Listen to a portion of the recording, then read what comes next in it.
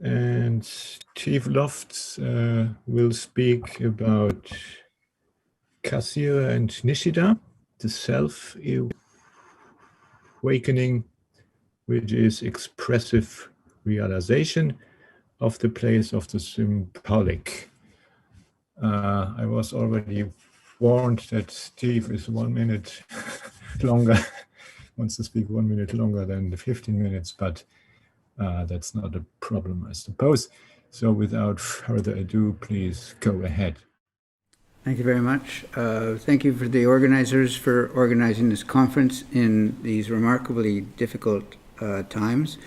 It's good to keep the life of the mind going, and organizers are essential to that process. Introduction. Elsewhere, I have examined the many similarities between Cassirer and Nishida. They were in every way contemporaries who shared a common intellectual lineage in Leibniz, Kant, Hegel, and Goethe. Their philosophical projects sought to, in different ways, to overcome the epistemological and ontological dualisms of the Western metaphysical tradition that they trace back to Aristotle's concept of substance. Each sought a way beyond the irreconcilable opposition between Leibniz philosophy and transcendental philosophy. Their central concepts, the symbolic and the place, or Basho, grew out of a philosophical engagement with mathematics. Finally, their conceptions of the symbolic and the place are rooted in the polemos of Heraclitus and not in the dialectical sublimation of Hegel. For Cassirer, the logic of the symbolic is a dialectic unity, a coexistence of contraries. For Nishida, the logic of place is a dialectical unity of contradictory self-identity. Today I would like to take a step further and suggest that Cassirer's philosophy of the symbolic and Nishida's philosophy of the place not only mirror each other, but must be thought together as giving expression to what I will call the place of the symbolic. The of in this expression, the place of the symbolic, must be taken as expressing a double genitive. That is to say, it articulates a bilateral dynamic movement from one element to the other that gives expression to the unity of the mutual determination of oppositions that are at once subjective and objective. As a subjective genitive, the symbolic becomes the subject and place its object. It is the place of the symbolic. That is to say, a place opened through the symbolic and a place that takes place within the symbolic. As an objective genitive, the place becomes the subject and the symbolic its object. It is the place of the symbolic, that is to say, the place where the symbolic is placed and takes place. In hearing the of as a double genitive, both subjective and objective, we can perhaps hear the correspondingness between the place and the symbolic. That is to say, the reverberation by which each expresses itself by reflecting, echoing, or mirroring the other. The place of the symbolic thus seeks to articulate the logic and structure of the relation of givenness in the encounter between the place and the symbolic, between the I and the thou, the subject and the object, the self and the world, sense and facticity. My paper today thinks together Nishida and Cassirer by way of the double genitive expression, the place of the symbolic. Part 1 begins by framing this double reading of Cassirer and Nishida in terms of the 1929 Davos debate between Cassirer and Heidegger. Against this background, Part 2 clarifies the place of the symbolic by examining the dialectical logic of sense, Cassirer, and place, Nishida, in terms of the self-expression of the historical world that is the self-awakening of the place of the symbolic. The paper concludes by returning to the central issue of the Davos debate and suggests how Nishida is able to move us beyond the impasse. Part 1. In 1929, Cassirer and Heidegger met in Davos, Switzerland, to debate the question, what is the human? What is the Mensch? The debate focused on the proper interpretation of the productive imagination in Kant. As Heidegger observes, while the terminus ad quem of Cassirer's philosophy of symbolic forms as a critique of culture was clear, its terminus ad quo was entirely problematic. The reverse was the case for Heidegger.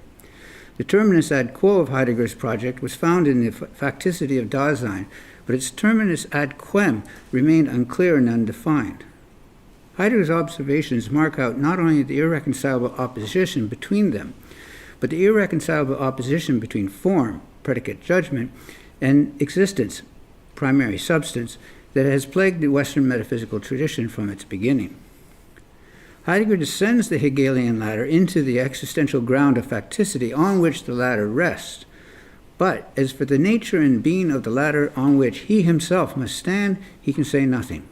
Cassirer follows the ladder up to its highest manifestation in ideas and thought, and ultimately to a philosophy of culture.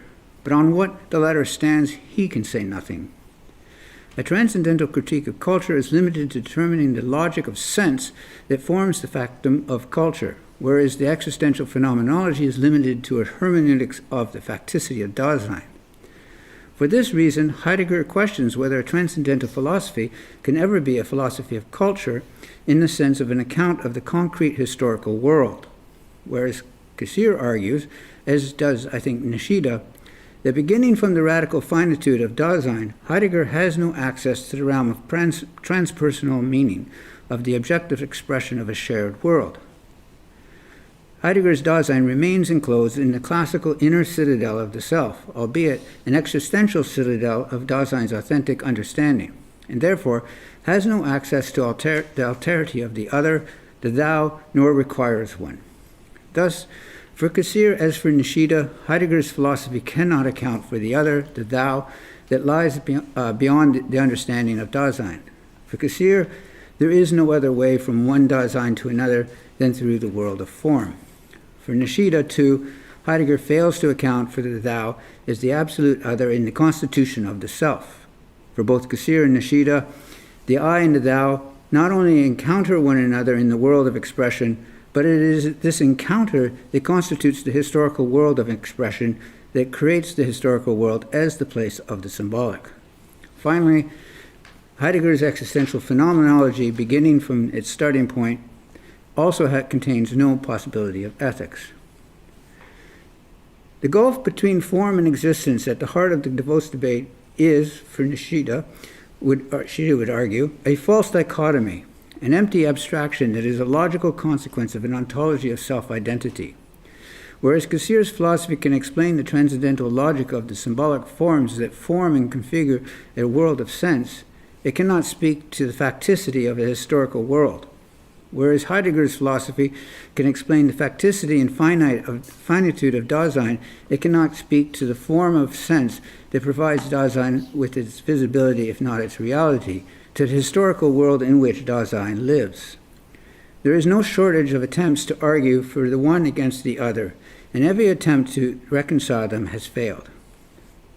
We stand here before an impasse between two antithetical normative images of the human. Part 2. The expression, the place of the symbolic, brings together the place of the historical world of Nishida with the sense-bestowing horizon of the symbolic forms of Cassirer that are world-forming through the double genitive.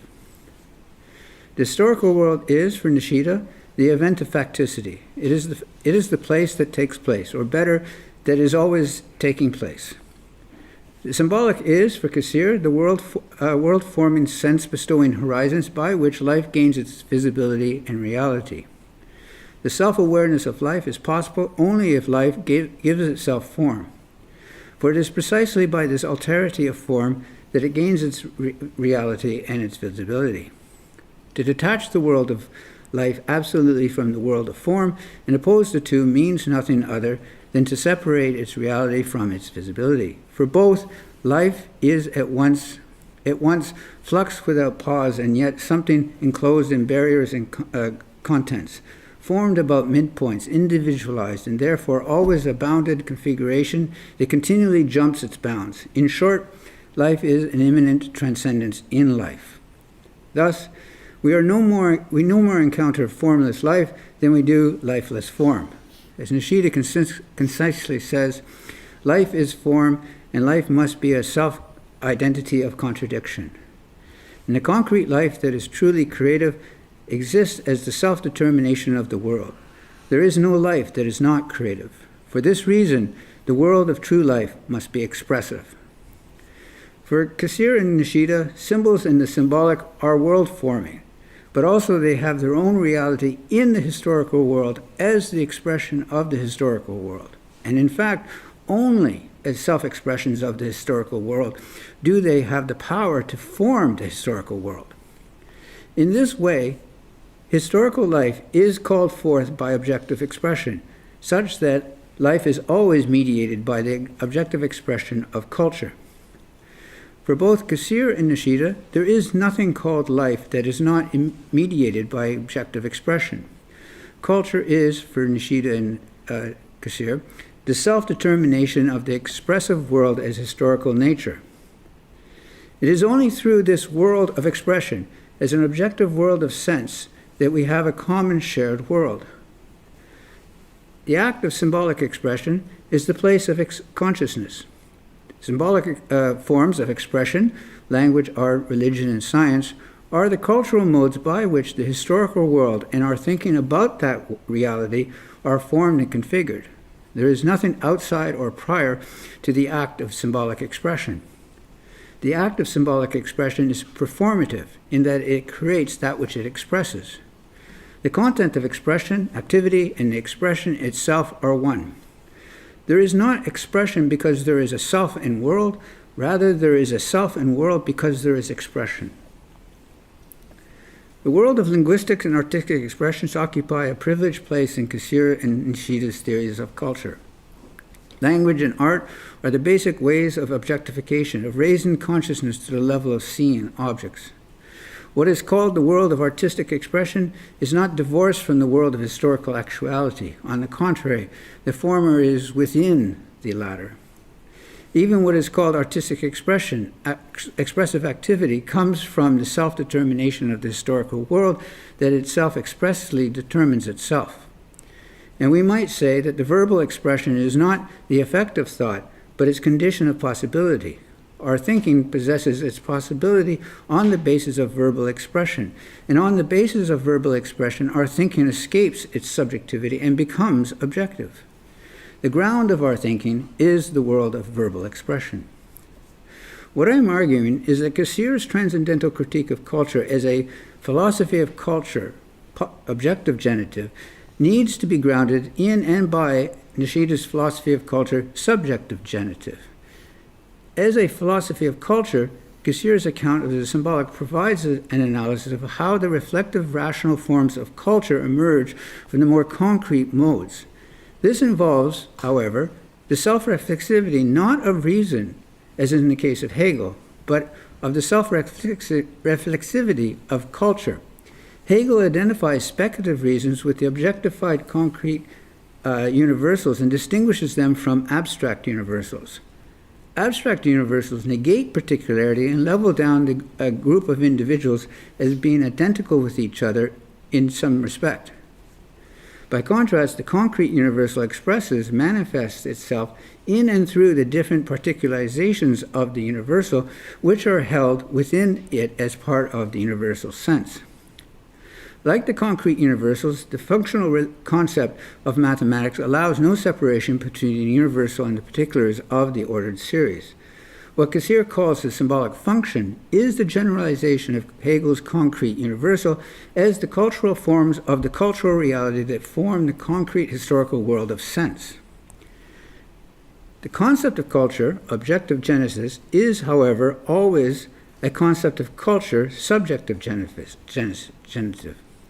That is to say, the concept of culture that conditions a cognitive theoretical sense of the life world of meaning itself is a concept that belongs to a historical cultural world of meaning.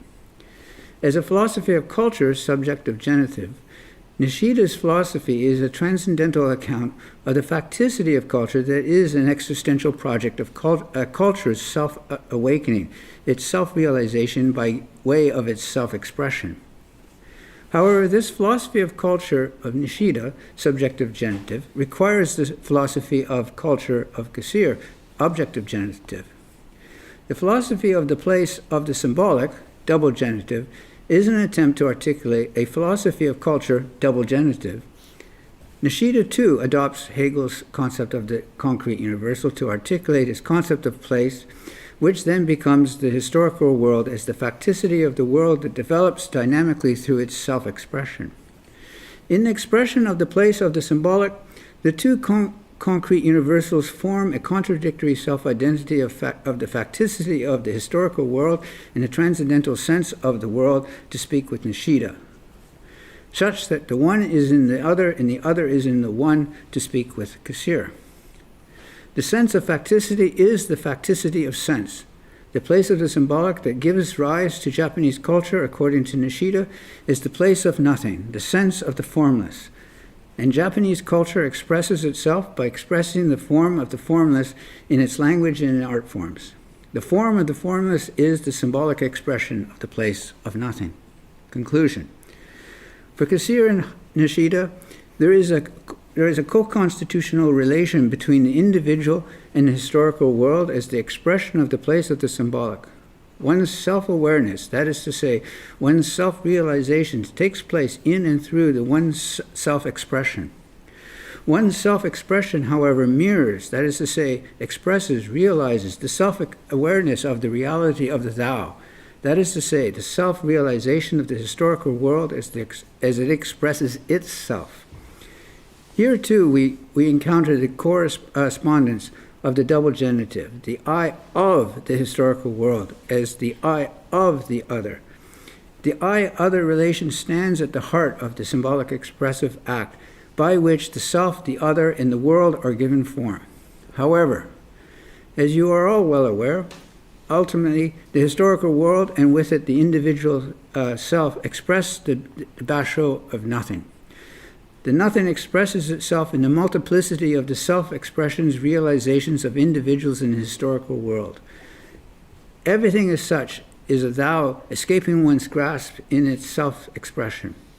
If we return to the DeVos debate, we would see that such a view would allow us to advance beyond the impasse. But alas, our time is up today. Thank you very much for your attention.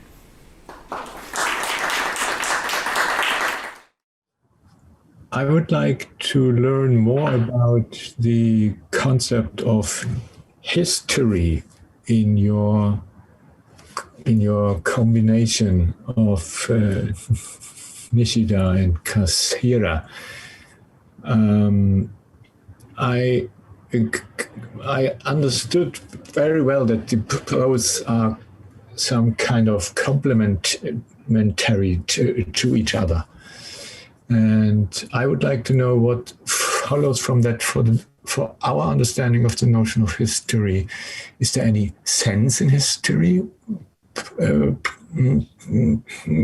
Possibly. I'm asking, since your reading of Hegel or your treatment of Hegel seems to foreclose a reading of history that might have any sense, because as I understood you, history is just a flow from one moment to another moment without any normative structure or without any direction in it. So maybe you could elaborate on this a bit. Okay, so we should quickly have some food brought in, because it's the answer to that question is long. The short answer is this. There is no end to history at all. Once Cassirer removes the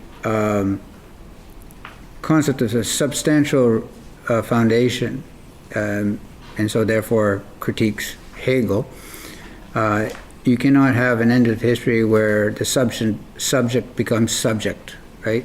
Substance, subject, living substance, as Hegel calls it. That would be the end of history, where the subject and subject and substance are one.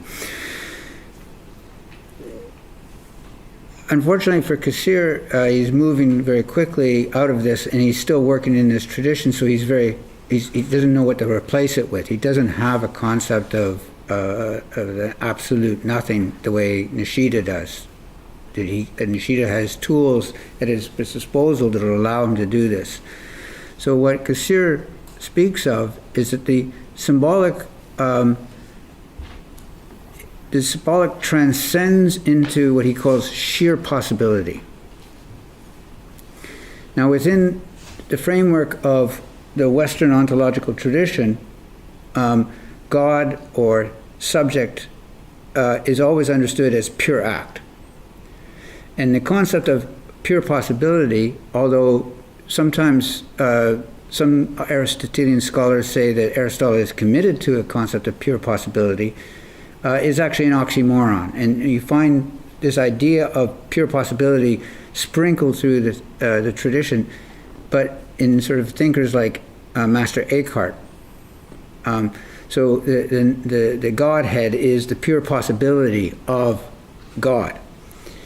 And so what I think Cassirer is mining there is this concept of pure possibility, which would be I would argue, the Western version of the Basho of absolute nothing. Therefore, yes, there is no end to history, because history is a movement, a creative movement from moment to moment for Cassirer. You're constantly involved in what he calls a renaissance, which is a constant imminent transcendence of life itself, constantly giving itself new form, moving, as Nishida would say, from the form to the form, creative moment to creative moment. So we are, in that we are creative, constantly transforming the world as it transforms us. Sorry, that's my short answer. I attempted an answer to the question. So quite illuminating. Thank you very much. The only problem I have is, how do we narrate this kind of history? Is there any possibility to make a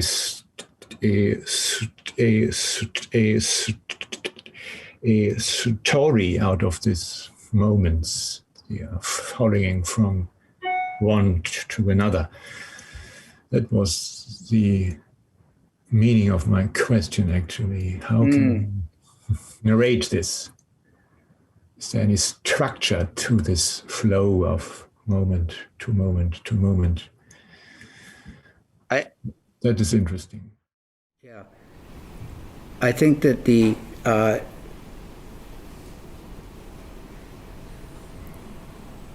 I'm searching for a quick way to answer the question. I know what I want to say, but Dogen has a problem. Dogen's philosophy of Zen comes out of a fundamental problem for Dogen.